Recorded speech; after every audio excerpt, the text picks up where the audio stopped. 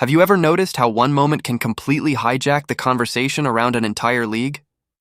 Not a game-winning shot, not a record-breaking performance, not even a playoff upset, just one play, one collision. One image that spreads across social media faster than any highlight ever could. And that's exactly what happened when Caitlin Clark walked off the court against the Atlanta Dream with a black eye. The moment fans saw it, the questions started flying. How did that happen? Why wasn't there a whistle? And perhaps the biggest question of all, why does it feel like we've seen this story before? Because for many fans, this wasn't just about a black eye, this was about something much bigger, and that's where the controversy really begins. The Fever and Dream matchup wasn't supposed to become the center of a league-wide debate. Like most games involving Caitlin Clark, the attention was already enormous before tip-off. Every arena she enters brings extra cameras, extra reporters, extra scrutiny. Every possession becomes a headline. Every mistake becomes a discussion. Every hard foul becomes a viral clip. That's the reality surrounding the biggest name in women's basketball today. But during this game, everything changed in an instant. A physical sequence unfolded. Contact was made. Clark took a shot to the face. The officials kept the game moving. No dramatic stoppage, no lengthy review, no immediate punishment. And almost instantly, social media erupted. Fans began replaying the footage. Slow motion clips appeared everywhere. Different camera angles surfaced. People started breaking down every frame. And the more people watched, the more heated the discussion became. Some viewers believed the contact deserved a whistle. Others argued it was simply part of basketball.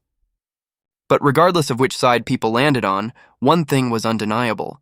The conversation exploded, and it wasn't slowing down.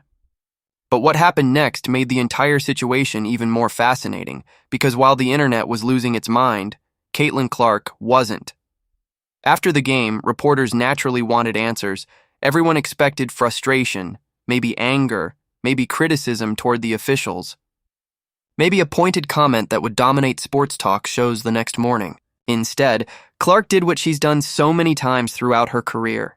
She kept it moving. She downplayed the incident. She focused on basketball. She focused on the game, and she refused to turn herself into the story. For some fans, that response earned even more respect.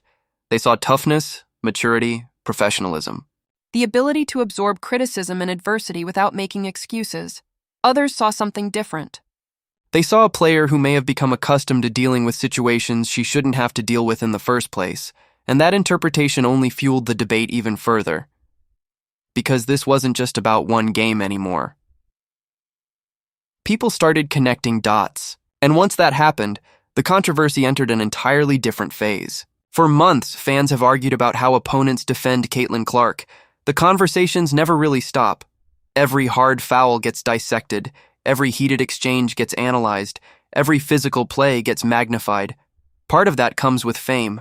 When you're the biggest attraction in the sport, everything becomes bigger. The reactions become bigger, the headlines become bigger, the criticism becomes bigger, the support becomes bigger. That's simply the price of being the face of a league. But Clark's supporters believe something else is happening. They argue that opponents play with an extra level of intensity when she's involved, not because she's weak, not because she can't handle physical basketball, but because stopping Caitlin Clark has become a challenge players desperately want to solve. Think about it. Every time Clark enters a building, she's the center of attention. She's drawing the cameras. She's drawing the headlines. She's drawing the national audience. Naturally, opposing players want to be the person who slows her down. That's sports. That's competition. That's pride. But when those physical battles become controversial moments, the spotlight grows even brighter, and fans begin questioning everything. That's exactly what happened after the Dream game. Because suddenly people weren't just talking about the hit, they were talking about officiating. And that's where things became even messier. Throughout the game, several foul calls involving Clark became talking points. Fans online immediately began comparing those whistles to the non-call that dominated the headlines. Replay after replay started circulating. Commentators debated consistency. Former players weighed in.